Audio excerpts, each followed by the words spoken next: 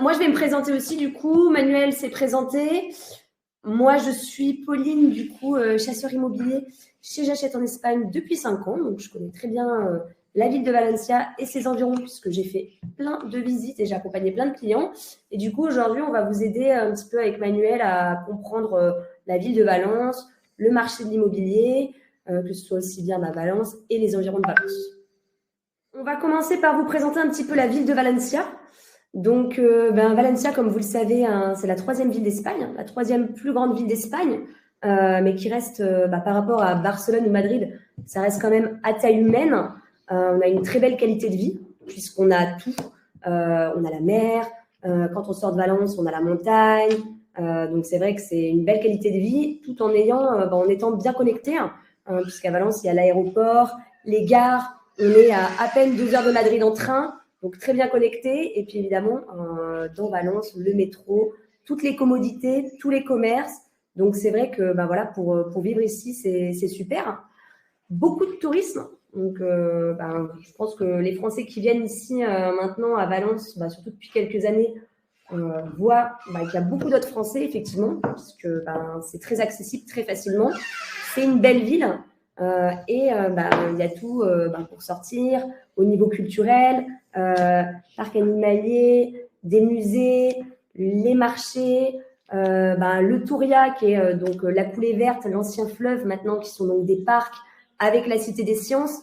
Donc c'est vrai que c'est une ville où on respire, où on peut quand même s'oxygéner et c'est pas oppressant comme certaines grandes métropoles. Donc on a vraiment une belle qualité de vie à Valence.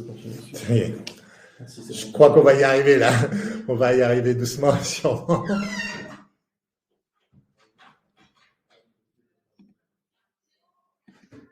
Ça y est, on y est dessus. Voilà. Donc, cette présentation, elle a été faite. On vous a présenté la ville. Et là, je vais venir à nouveau. Je vais, si vous voulez me répéter de nouveau, d'accord, c'est sur les prix moyens du bien immobilier ici dans la communauté valencienne. Aujourd'hui, il faut compter 2 000 € à peu près le mètre carré d'un produit en vente, 11 € du mètre carré à la location et en rentabilité locative entre 6 et 10% brut. Donc, la marge entre 6 et 10, tout dépendra simplement du lieu d'acquisition. Donc, un quartier, on aura une rentabilité supérieure et d'autres quartiers, un petit peu moins. Aujourd'hui, l'Espagne reste un très, très bon moment pour investir. Il y a 6 mois, nous avons fait un webinaire où déjà à ce moment-là, on nous a posé cette question.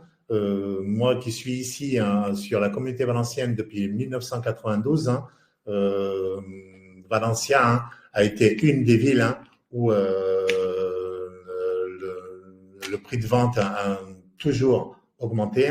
Et pendant les 3 crises qu'on a vécues, les 3 crises ici, celle de 96, celle de 2008 que tout le monde connaît, et là récemment le Covid, les prix ont fait uniquement que stagner et n'ont pas baissé. D'accord. Donc et là on revient sur des prix qui vont à la hausse. Donc au niveau investissement, Valence reste toujours un très très très bon acquis. Alors naturellement, les destinations touristiques les plus populaires en Espagne, c'est aussi la communauté valencienne pour tout ce que vous a expliqué Pauline avant, les plages, la montagne à côté et tout son attractif culturel. Il faut aussi savoir qu'ici, nous avons beaucoup d'universités, plus de 80 000 étudiants à l'année, ce qui n'est pas négligeable, donc ça donne aussi son attractif et ça permet aussi d'avoir des rentabilités locatives, d'accord, si on va chercher cette clientèle-là. Le patrimoine architectural et artistique hérité des populations historiques, donc c'est un petit peu, il revient un petit peu sur ce que nous a dit Pauline au départ. On va continuer, Pauline. Du coup, Valencia, c'est composé de 16 quartiers. Donc bon, forcément, vous, quand vous venez à Valencia, notamment pour faire du tourisme et vous balader, vous allez forcément connaître principalement Ciutat Vella. Donc Ciutat Vella, c'est tout ce qui est l'Ayuntamiento, la place de la mairie, la vieille ville, le Carmen. Vous allez certainement aussi vous balader dans l'Example, donc Ruzafa, Gran Villa, quartier un petit peu plus bobo avec le Mercado Colón. Mais bon, voilà, vous avez plein d'autres quartiers parce que c'est vrai que ça, c'est vraiment les quartiers, on va dire, les plus élevés en termes de prix. Et le Cabagnal, n'oubliez pas. Et j'allais parler du Cabagnal, effectivement, qui est en bord de plage, que forcément vous connaissez, puisque voilà, il y a la mer, il y a le port. Donc ça, c'est vraiment un peu les 3 grands quartiers qu'on nous parle. Mais il faut savoir que vous avez plein d'autres quartiers intéressants, comme la Saïdia, l'Olivereta. Donc la Saïdia, on est juste au nord, en fait. On traverse la coulée verte, donc au nord. C'est intéressant parce que vous êtes rapidement dans le centre. L'Olivereta, donc tout ce qui est Numoles, la Pechina. Et puis, bon, plein d'autres quartiers, Jesús, Cuatro Carreras, Benimaclet, Rascaña, c'est un petit peu plus. Bon, Benimaclet, c'est très étudiant.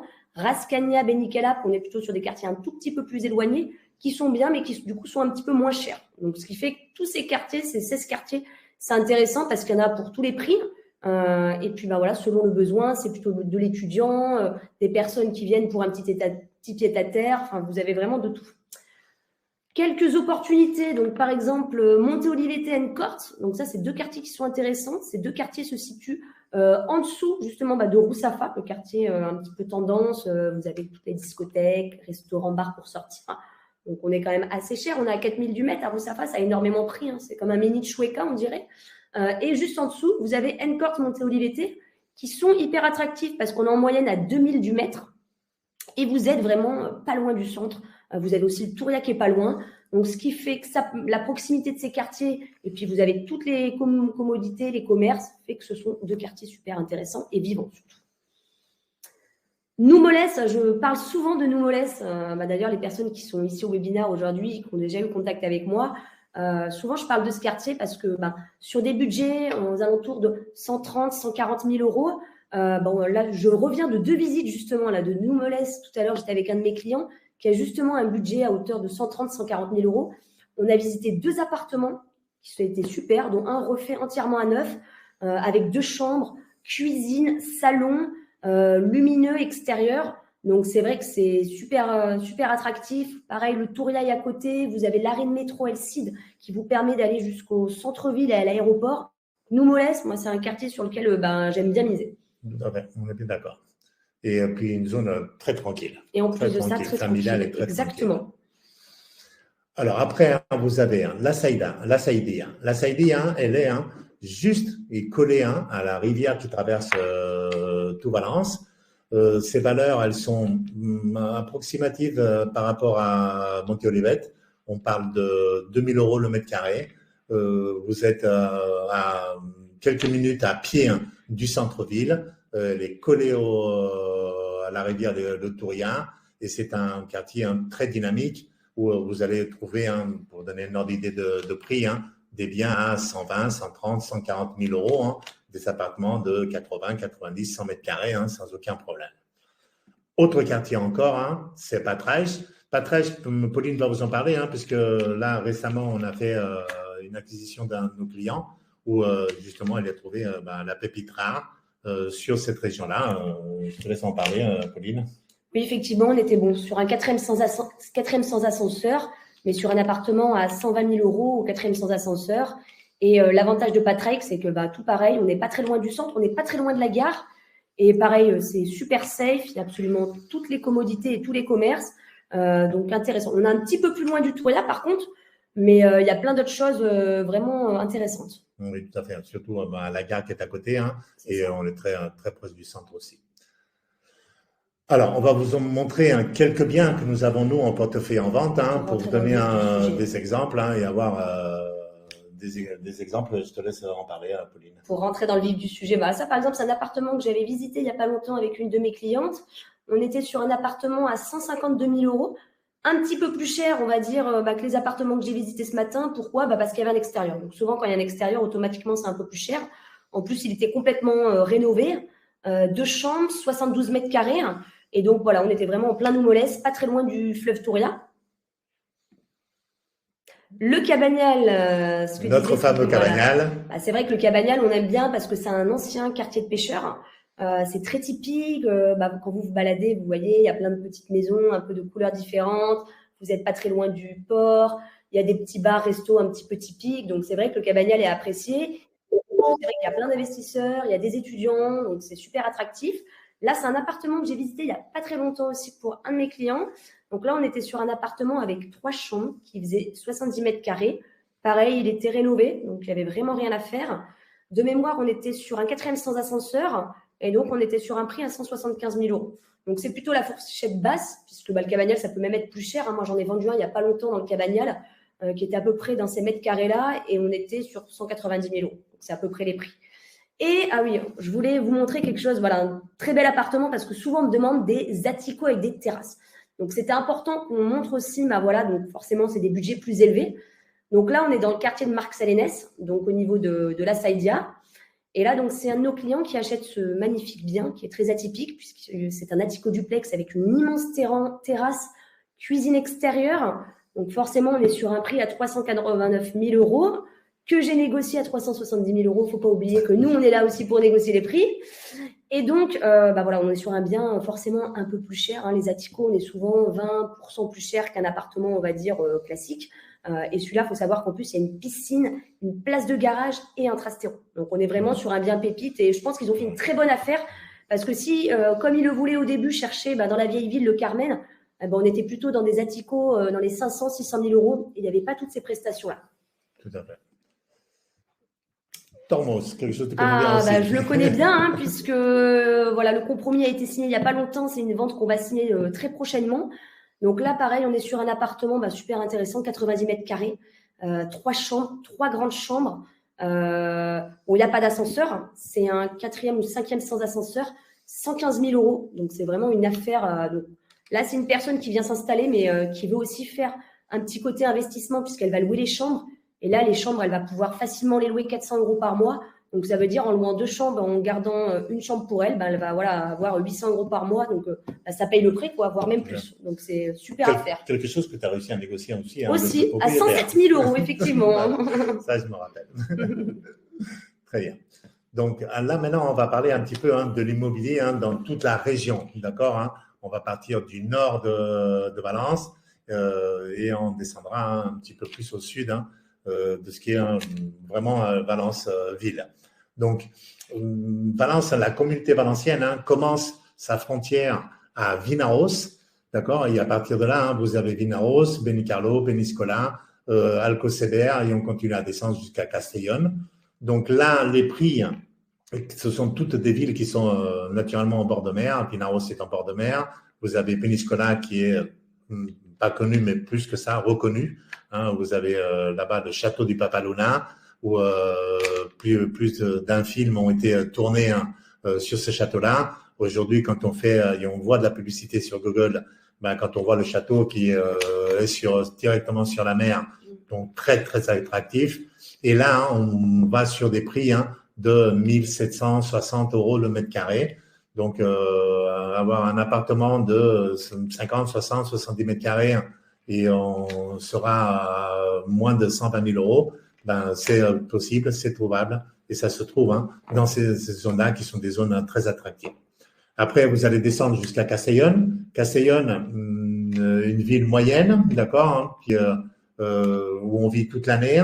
Elle est un petit peu plus à l'intérieur. Elle a sa partie de bord de plage qui est le Grau de Castellón. C'est une ville où vous allez trouver des appartements autour des 1 200 euros le mètre carré, donc des appartements entre 80 et 120 000 euros au choix de chacun. Après, on se rapproche de Valence, on va trouver sur Sagunto. Donc, Sagunto, actuellement, a un gros développement parce qu'on a plusieurs sociétés. Il y a des grosses sociétés, je ne vais pas les nommer pour ne pas leur faire de la pub, mais qui sont en train de s'installer. Et donc, ça a fait grimper un petit peu plus la valeur du mètre carré. Aujourd'hui, on est à entre 950 et 1 000 euros le mètre carré. Donc, très attractif. Elle a aussi sa partie plage sur le Sagunto Port. Et donc, avec un très beau port sur place. Donc, aussi un produit qui peut être très attractif et non pas obligatoirement être dans Valence même. Donc, c'est un petit peu ces alentours. On continue. Je vous ai donné quelques exemples de biens que nous avons actuellement en portefeuille. Donc, je commence par Vinaros. Vinaros, c'est un appartement qui est de 80 mètres carrés. Il a 2 chambres, une salle de bain. Il est dans une résidence. Il a une très, très belle terrasse. Son prix, 98 000 euros. Donc, très attractif. Vous aurez l'occasion, si vous voulez, de regarder sur Google Maps où se situe Vinaros. Là-bas, nous avons une agence sur place pour pouvoir vous faire visiter tous les biens et pouvoir vous recevoir à n'importe quel moment. Vous aurez l'occasion de rencontrer notre responsable qui s'appelle Samy. D'accord, ce sera un plaisir de vous recevoir sur place avec son équipe. Après, vous avez encore sur Vinaros, alors là, c'est une maison individuelle qui fait 187 mètres carrés. Elle a 4 chambres, 2 salles de bain, piscine individuelle, garage pour 2 voitures. Son prix, 449 000 euros. Vous aurez l'occasion, si vous voulez, vous regardez sur notre page web, vous aurez l'occasion d'avoir. C'est une villa qui est très, très, très, très belle. Et vous avez plusieurs biens comme ça qui sont aussi sur Vinaros que vous aurez l'occasion de voir sur notre page web. On continue sur les valeurs de prix. Vinaros, appartement, 105 mètres carrés, 3 chambres, 2 salles de bain. Elle est sur le golfe, Panoramica. Son prix, imbattable, 114 000 euros. Appartement pour rentrer, il est impeccable. Vous avez juste à emmener vos valises. Superbe terrasse, les vues imprenables, vue sur le golfe et sur les jardins. Donc, vous verrez, très appétissant.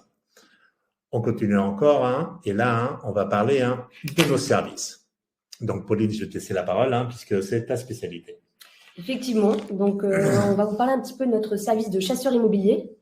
Donc, on est tous français et en fait, le but, c'est qu'on vous accompagne pour trouver le meilleur bien qui soit en fonction de vos critères et de votre budget. Donc, nous, l'idée, c'est déjà de faire une présélection. Donc, on essaye de travailler vraiment de façon qualitative et vous présenter les meilleures pépites, les meilleurs biens qui sont ici sur le marché. Il faut savoir, donc, par exemple, à Valencia, la particularité, c'est qu'il faut aller très vite parce que c'est vrai que les bonnes affaires partent rapidement. Donc, on va être les premiers à avoir soit accès à des biens parfois qui sont pas sortis tout de suite sur le marché on travaille avec plein d'agences. Donc, ça, c'est l'avantage du chasseur immobilier, c'est que nous, on travaille avec tout le monde, des agences, des propriétaires. Donc, on va pouvoir tout de suite être les premiers parfois à visiter des biens. Ça m'arrive souvent d'être la première à voir des biens. Et c'est vrai que les derniers clients que j'ai accompagnés récemment, 2-3 visites et le troisième appart ou deuxième appartement, ils se positionnaient dessus parce que on leur présente vraiment les choses les plus intéressantes pour eux parce qu'on essaye de vraiment comprendre au mieux votre recherche. Donc, ce qui fait que tout se passe très rapidement. Et en plus de ça, si vous n'êtes pas sur place, on a un petit peu vos yeux, vos oreilles et vos jambes puisque on visite et on vous montre via les vidéos qu'on fait les biens à distance. Donc, ce que je disais, donc les différentes choses qu'on fait au niveau de l'accompagnement, donc il y a les prévisites vidéo. Il y a aussi l'accompagnement juridique qui est très important. Donc, ça va être toutes les vérifications juridiques qu'il faut faire avant de signer le compromis de vente, le contrato de arras. Parce qu'il faut savoir que quand vous signez un compromis de vente en Espagne, il faut verser 10% de la valeur du bien sur le compte du vendeur.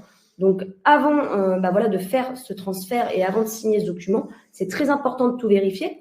Donc, la note simple, s'assurer. Donc, la note simple, c'est l'équivalent de la pièce d'identité du bien, si je puis dire. Donc, s'assurer qu'il n'y a pas de dette, d'hypothèque sur le bien. Et puis, même au niveau de la copropriété, pareil, s'assurer que tout va bien, qu'il n'y a pas de dette sur la copro, qu'ils ne vont pas faire de ravalement de façade, ou si c'est le cas, savoir combien ça va coûter à l'acheteur. L'accompagnement administratif, donc c'est le NIE, vous aider pour avoir le NIE. Parfois, il faut savoir que c'est plus facile de le faire en France au consulat d'Espagne.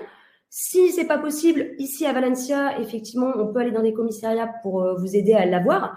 Et puis, ça va être toutes les traductions des différents compromis, le compromis de vente, vous aider donc jusqu'à la signature finale chez le notaire, les changements des contrats eau et électricité, et puis surtout négocier le prix de vente du bien. Ça, c'est important. On ne le dit pas assez, mais c'est important puisque souvent, grâce à ça, vous économisez quand même de l'argent. Donc, c'est vraiment un service qui est très complet. Et un service de A à Z et on vous accompagne, un peu comme un voyage organisé, mais dans le cadre d'un achat immobilier. Donc, on vous accompagne jusqu'au bout. Très bien, voilà.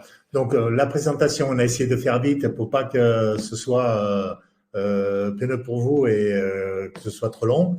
Donc, maintenant, si vous avez des questions, on va essayer, Pauline et moi, d'y répondre. Donc, je vois José Ortiz nous demande « Et vers le sud de Cuera ». Alors, Cuera, très belle ville. Bord de mer, vous avez la montagne de Cuera qui est très très très belle. Les valeurs de prix sont autour des 1200 euros si on parle d'un bien comme appartement. Donc après c'est pareil, on peut trouver, comme là dernièrement, celui qu'on a vendu, un appartement de 70 mètres carrés, prix 100 000 euros. Appartement, quand je parle appartement tout refait, d'accord, où il faut mettre les balises et commencer à y vivre. Donc, avec aussi possibilité de rentabilité locative, d'accord. Elle est un petit peu plus touristique qu'annuelle, mais avec un pourcentage de rentabilité qui est assez important aussi. Alors, d'autres, voilà, donc ça y est, je crois qu'Aude, je l'ai déjà répondu. Donc, à quelle rentabilité est-ce qu'on peut s'attendre selon le quartier, selon l'endroit, mais je vous dirais que je maintiendrai entre 6 et 10% brut. C'est la rentabilité locative qu'on peut s'attendre sur un bien, même s'il est sur QRA, de la même façon. Alors, Philippe Pérez nous demande sur Alicante. Et donc, sur Alicante, les rentabilités locatives sont un petit peu plus importantes. Pourquoi? Parce que la valeur du bien est inférieure. Aujourd'hui, sur Alicante, on peut trouver encore des appartements à 60 000, 70 000, 90 000 euros et avec une rentabilité qui est plus entre 8 et 10%. Sauf que là, on change, c'est plus du brut, c'est du net. Et donc là, on parle plus la même langue. On nous demande aussi pour les étudiants, la rentabilité pour les étudiants, elle est plus importante puisque aujourd'hui, il y a énormément de demandes, très peu d'offres. Donc, les appartements se louent en moyenne entre 350 et 450 euros la chambre. Donc, si vous avez 3 chambres, vous faites vite le calcul, ça fait 1300 euros. Donc, là, on commence à prendre du 10% sans aucun problème. Est-ce facile d'obtenir une licence locative dans ce secteur? Donc, j'imagine plutôt une licence touristique sur Valencia pour faire de la courte durée. J'imagine la question. Donc, si c'est cette question-là, il faut savoir que sur Valence, c'est plus possible d'avoir de licence touristique. C'est devenu très compliqué puisque la mairie a fermé les robinets. Elle ne veut plus délivrer ses licences, sauf certaines conditions. C'est très compliqué, un rez-de-chaussée. Enfin, ça doit vraiment. Il y a certaines normes, mais bon, on ne sait même pas si vraiment c'est compliqué. En plus, la copropriété peut aussi s'opposer à ce qu'il n'y ait pas de Airbnb, de licence, enfin de location courte durée dans l'immeuble. Ça, on a déjà vu des appartements qui étaient vendus avec la licence touristique, mais finalement, c'était plus possible de continuer puisque la copro a dit on ne veut plus de licence touristique dans l'immeuble. Alors après, on nous demande est-ce que vous vérifiez si le bien a été construit de façon légale? Oui, bien sûr. Grâce à la note simple, justement. Voilà, donc ça, c'est la première des choses. C'est très important. Secondo, si le bien, il faut savoir qu'ici en Espagne, si le bien a plus de 50 ans, vous avez un IEE qui est une inspection technique qui se fait du bien pour en confirmer qu'il n'y a aucun problème, aussi bien structurel ou problème qu'il faut arranger dans les médias. C'est un petit peu plus en bas. L'accompagnement pour les crédits hypothécaires. Alors, les crédits hypothécaires, donc avec les banques espagnoles, donc c'est possible de faire un prêt, si vous le souhaitez, avec une banque espagnole. La condition, c'est d'avoir de l'apport, puisque pour les non-résidents, les banques espagnoles prêtent 60% de la valeur du bien. Donc, vous, il vous faut les 40% restants, plus tous les frais annexes. On n'a pas parlé des frais, mais c'est important du coup de les rappeler. L'ITP, donc quand vous achetez un bien, vous payez un impôt au moment de l'achat qui s'appelle l'ITP, c'est 10% de la valeur du bien. Tout ce qui est frais de notaire et d'enregistrement, il faut compter entre 1 500 et 2 000 euros. Et puis après, donc les différents frais d'agence, évidemment.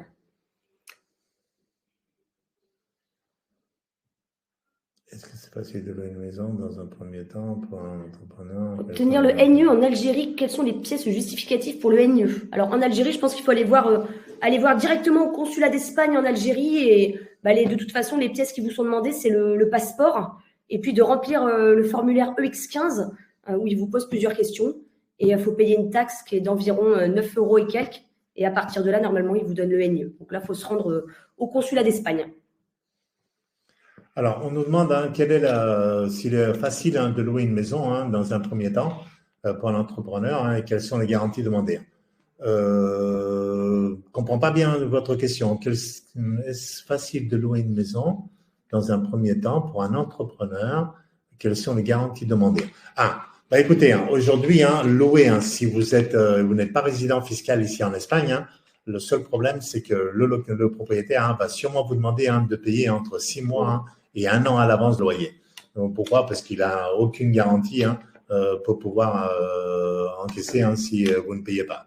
Donc, pourquoi? Parce que vous n'avez pas de salaire ici, vous n'avez pas de déclaration faite ici, donc automatiquement, il va vous demander de payer à l'avance, et ça peut être entre 6 mois et 1 an. Est-ce que les prix commencent à baisser? Pas du tout, au contraire, ils baissent pas du tout, ils font que monter à Valence. Moi, ça fait 5 ans que je suis à Valence, donc j'ai vu vraiment comment ça a évolué et ça fait que monter. Il y a plein de quartiers, on parlait du Cabanial et la Saïdia, tous ces quartiers-là, ils ont fait que monter. Avant, sur Valence, on arrivait encore à trouver des biens en dessous de 120 000 euros. Maintenant, ça devient la croix et la bannière. C'est très compliqué, donc d'où Alicante, effectivement, qui peut être une bonne option sur des budgets à moins de 5 000 euros. Maintenant, il faut mieux aller sur Alicante parce que c'est vrai que sur Valence, moins de 5 000 euros, ça va être du 5e sans ascenseur, avec beaucoup de travaux, pas les quartiers les plus glamour, entre guillemets. Donc, c'est vrai que voilà, les prix, de toute façon, je pense qu'ils ne baisseront pas puisqu'on est la 3e ville d'Espagne et justement, il y a encore un gap avec Barcelone et Madrid qui sont quand même hyper élevés. Donc, je pense que quand on veut acheter aujourd'hui à Valence, il ne faut pas attendre parce que les prix ne baisseront pas. Alors, on est en train de nous demander en plusieurs questions où est-ce que nous avons des agences. Alors, je vous dis tout de suite, nous avons une agence physique sur Barcelone, une autre sur Vinaros, une sur Valence, une autre sur Alicante, et après à Benalmádena et Malaga. Après, vous avez une à Madrid, une autre à Tenerife et une sur Minorque. Donc, ça, c'est ce qui réunit un petit peu toutes nos agences physiques où nous avons énormément de demandes dans ces zones-là. C'est pour ça que nous sommes installés. Alors, on nous demande aussi quels sont… Alors, avez-vous un réseau de brokers, confrères qui vendent des fonds de commerce? Oui. Alors, avez-vous un réseau de brokers, confrères qui vendent des fonds de commerce? Oui, ça, bien sûr. Si vous voulez rentrer en contact avec nous en privé, on se fera un plaisir de vous dire exactement quoi, comment et de quelle manière. Alors, difficile de joindre le consulat en Espagne à Paris pour avoir le lien. Tout est en ligne, c'est les démarches en ligne, oui. Mais à Paris, moi, j'ai des clients qui ont eu leur NIE au consulat d'Espagne à Paris. Ils ont eu rendez-vous sans problème. Et après, en France, après, il y a à peu près 3 semaines, 1 mois de délai puisqu'ils envoient les NIE à Madrid pour la signature. Donc, c'est juste qu'il y a un délai. Mais normalement, en ligne, tout est faisable. On nous demande le quartier, le Botanique, très beau quartier. Mais cher du coup. Voilà, très beau quartier. Le dernier bien que j'ai visité là-bas, c'était un bien avec travaux. Il y avait 75 mètres carrés, 180 000 euros avec travaux. Oui, exactement. Donc voilà, donc ça c'est pour répondre.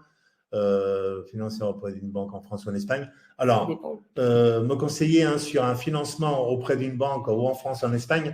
Alors, si vous voulez financer en France, il faut que vous ayez un bien qui ne soit pas hypothéqué en France pour que la banque vous fasse un prêt sur ce bien-là et donc à ce moment-là faire après le transfert de cet argent-là pour faire l'achat. Donc ici en Espagne, ce sera un financement comptant.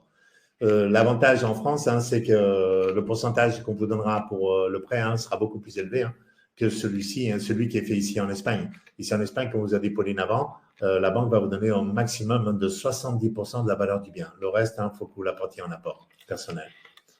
Quel est le coût des travaux au mètre carré à Valence? On est à peu près sur des travaux basiques, 500 euros du mètre carré, je dirais, sur des travaux basiques. Oui, entre 500 et 700 euros le mètre carré. Ça peut augmenter maintenant. Voilà. Ça a augmenté un petit peu puisque les valeurs de la matière première a augmenté. Donc, je dirais qu'on est plus facilement entre 600 et 700 euros le mètre carré pour faire des travaux. Après, Monsieur Ortiz, désolé, mais à mon avis, le site du consulat d'Espagne, ça malheureusement, on ne saura pas vous dire. C'est eux peut-être qui ont un problème technique, donc faut essayer. Faut voir avec eux, mais malheureusement, on ne saura pas vous dire. Alors, y a-t-il des quartiers à éviter limite dangereux? Non, je vous le dis directement. Aujourd'hui, c'est la ville est une ville très saine. Il n'y a aucun quartier dangereux. Vous avez après des quartiers qui bougent plus, d'autres qui bougent moins. Donc, ça dépend un petit peu si vous voulez un peu plus tranquille ou que vous ayez les pubs et les discothèques pas loin. Donc, après, ce sera un choix à faire, mais dangereux, absolument aucun. Alors, on nous demande si on vous aide aussi pour le financement. Tout à fait. On vous mettra en contact avec un de nos courtiers, d'accord, qui lui va faire la recherche de ce qui est la banque pour pouvoir financer. Et nous serons derrière toujours pour continuer à vous conseiller et à vous diriger. En plus, les courtiers que nous avons parlent naturellement français, donc vous n'aurez aucun problème de communication.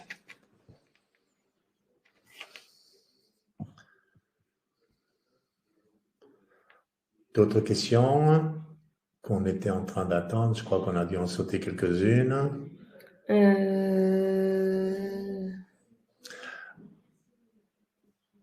Je crois qu'on a répondu. On a Une tout question répondu, demandée. là. Voilà. S'il n'y a plus rien d'autre qui est en train de rentrer. Une fois, je demandais est-ce qu'il faut accompagner pour la signature? Une fois acheté, combien est-ce que coûte un appartement? Donc, j'imagine les impôts, vous voulez dire. Donc, faut savoir qu'en Espagne, il n'y a pas de taxe d'habitation. Il y a un impôt foncier, donc, qui s'appelle l'IBI. C'est assez bas, hein, c'est moins de 500 € par an, voire moins. Moi, les 2 appartements que j'ai visités, par exemple, aujourd'hui, dans le quartier de Numoles, l'impôt foncier par an, on était aux alentours de 200-250 €. Et après, c'est les frais de copropriété qu'il faut payer, évidemment, dans l'immeuble. Donc là, ça dépend s'il y a un ascenseur ou pas. On est entre 30 et 50 € par mois. Oui, tout à fait. Alors, voilà. On nous demande, est-ce que vous nous accompagnez pour la signature? Bien sûr. On va vous accompagner de A à Z. Jusqu'au bout. Exactement. C'est-à-dire, dès le moment où vous êtes avec nous et on est en train de faire la recherche du bien, une fois qu'on a trouvé le bien, qu'on a fait les démarches pour les documents, qu'on a fait les vérifications juridiques et les vérifications administratives, qu'on signe un compromis de vente, et après, jusqu'à la signature chez le notaire, naturellement, c'est nous qui allons vous accompagner jusqu'au bout. Et le jour où vous signez chez le notaire, on est là, présent, et même après. Tout, même après. C'est là où je voulais en venir. Et une fois fini, il reste la post-vente. Donc là, on va continuer à s'occuper de vous, qui sont les changements d'eau, électricité, gaz, s'il y a du gaz, si vous avez besoin de nous pour installer Internet, si vous avez besoin de nous pour vous faire livrer des meubles et qu'il faut que nous, on vous ouvre l'appartement parce que vous n'êtes pas là à ce moment-là. Tout ça, c'est un accompagnement que nous ferons avec le plus grand plaisir. Alors, on continue. Les impôts sur la plus-value sont-ils élevés? Ça, je te laisse répondre, Manuel. Les impôts sur la plus-value, tu sais mieux que moi. Quels sont vos frais? Alors, les impôts sur la plus-value sont-ils élevés? Alors, l'impôt sur la plus-value, il est entre 19 et 25%. Donc, après, ça dépendra de la marge, d'accord, de la plus-value. Donc, si c'est de la plus-value par rapport à la location, je vous le dis tout de suite, pour un non-résident, c'est 24% avec des déclarations trimestrielles. Et si c'est pour de la vente, ça dépendra le temps de possession de votre bien. Et on commencera à 19% en frais de plus-value. Alors, les frais en plus-value, naturellement, c'est sur le bénéfice. Donc, il faut déduire le prix de votre appartement, tout ce que ça a engagé comme frais. Donc, ITP, donc l'impôt de transmission patrimoniale, qui sont les 10%, les frais de notaire, les frais d'enregistrement. Et puis, au moment de la vente, tous les frais que ça va vous générer aussi, tout ça, il faudra les déduire. Et ce qui vous restera net en bénéfice, là-dessus, vous paierez 19% de plus-value. Est-ce que vous pouvez nous envoyer une copie de votre conférence? Je suis arrivé en retard. Alors, Jean-François, vous nous demandez si on peut vous envoyer une copie. Je vérifierai ça avec notre service technique. S'il me dit que oui, avec le plus grand plaisir.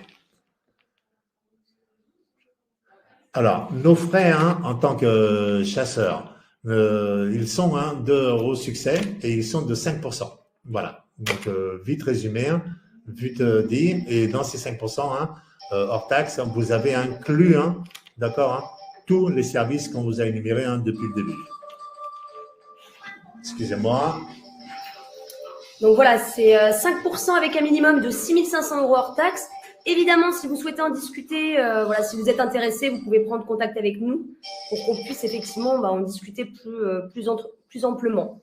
Et oui, Nicolas, de toute façon, on est en contact, Nicolas, pour qu'on puisse se rencontrer, comme je t'ai dit, si tu le souhaites, on peut se rencontrer à l'agence. Nous, on est ici en plein cœur de Valencia, donc vous êtes toujours les bienvenus, pour si vous avez des questions, pour qu'on puisse échanger sur votre projet. L'idéal, c'est de prendre rendez-vous avec nous un petit peu avant, comme ça on est sûr d'être ici à l'agence, parce que parfois on est en visite ou chez le notaire. Vous prenez rendez-vous et puis nous, on discute avec vous et surtout, on va évaluer la faisabilité du projet pour vous dire si c'est faisable ou pas, parce que parfois, c'est pas forcément faisable et réaliste, donc on préfère vous le dire. Voilà. Le taux de la TVA, c'est 21%. Voilà, ça pour la réponse dernière. Après, quelles sont les démarches pour créer une entreprise? Alors, les démarches pour créer une entreprise, vous avez un service juridique qui nous accompagne, qui lui vous dira exactement toutes les démarches à faire. Donc, naturellement, aussi avec notre accompagnement, d'accord, on vous les présentera, on vous accompagnera jusqu'à chez eux et ils vous diront exactement tout ce que vous avez besoin pour les créer une société ici. Il n'y a aucun problème. Oui, Nathalie, avec un minimum de 6 500 € hors taxe sur nos honoraires. C'est bien ça. Puis on va attendre encore un petit peu, voir si vous avez encore des questions. Là, je vais voir avec notre service technique, je le vois de loin, je vais lui demander s'il y a possibilité de revoir ce webinaire. Voilà, ce sera, alors, on vient de le confirmer, hein, ça vous sera envoyé par mail sous 24 heures. Donc, vous recevrez tout le webinaire complet. Donc, les personnes qui sont arrivées en retard ou les personnes qui sont restées à moitié, ben, vous inquiétez pas, vous aurez l'occasion de le voir complet. Il n'y a pas de problème. Surtout si vous voulez vous entretenir de façon individuelle, n'hésitez pas à vous inscrire sur notre formulaire de contact et on vous rappellera sous 2 heures ouvrables pour qu'on puisse échanger, on va dire, de façon plus détaillée sur votre projet. Parfait. Alors, il y a une chose, vous pouvez nous retrouver naturellement sur notre page web j'achèteenespagne.es. Vous pourrez aussi, sur tous les réseaux sociaux, vous verrez qu'on travaille énormément sur ce produit-là. Donc, n'hésitez pas de vous inscrire sur nos pages YouTube. On est sur Instagram, on est sur Facebook, on est un petit peu de partout et vous aurez l'occasion de voir toute l'équipe et de nous connaître tous à fond. Merci beaucoup. Alors, à la recherche d'un bien neuf ou très récent, appartement 1, plutôt bord de mer. Nous sommes sur Valence entre Noël et le jour de l'an pour visiter. Merci beaucoup. Hâte, à bientôt. Écoutez, José, si vous recherchez du neuf ou du très récent qui est pas très loin et en bord de mer, aucun problème. Rentrez en contact avec nous directement pour notre service. On aura l'occasion justement de vous expliquer un petit peu tout ce que vous allez pouvoir trouver. Et si vous allez venir sous peu, parce que je vois entre Noël et jour de l'an, ce serait l'occasion jamais de vous préparer en plus déjà des biens pour pouvoir les visiter, parce que c'est pas vraiment les meilleurs moments, parce que les propriétaires, pendant les fêtes, ils sont pas très ouverts à recevoir des visites. Mais donc, si on les prévient un petit peu à l'avance, ce serait faisable. Donc, tenez-nous au courant, mettez-vous en contact avec nous. D'accord ? Exactement. Voilà. Y a-t-il une différence pour l'achat d'un bien entre être résident et non résident ? Non, pour l'achat d'un bien, que vous soyez résident ou non résident espagnol, il n'y a pas de différence. Les taux et les frais sont exactement les mêmes. La seule chose, c'est au niveau des documents d'identité. Si vous n'êtes pas résident, il faut en créer un, donc c'est ce qu'on appelle le MIE. Et si vous êtes résident, automatiquement, vous l'avez déjà. Mais au niveau des frais, ce sont exactement les mêmes frais. Voilà, bon, je crois qu'on a répondu un petit peu à toutes les questions qui sont venues entre-temps. S'il n'y a plus d'autres questions, nous, on va s'arrêter là. On va vous conclure. On va vous dire à très bientôt et merci de nous avoir accompagnés dans ce webinaire. Ça fait toujours plaisir d'avoir du monde qui est là avec nous. Et puis, nous restons à votre service sur toutes nos lignes. Et comme j'ai dit avant, aussi bien sur Internet que sur tous nos réseaux sociaux. Merci encore. Passez une agréable soirée et surtout, passez de bonnes fêtes puisqu'elles arrivent en famille et que tout se passe dans le meilleur des mondes. Et si on a l'occasion de se voir avant, vous serez les bienvenus. Et sinon, on se voit juste après les fêtes, j'espère, pour un investissement ici en Espagne avec J'achète en Espagne. Merci beaucoup. Très bonne fête à tous. Merci beaucoup. Merci. Au revoir.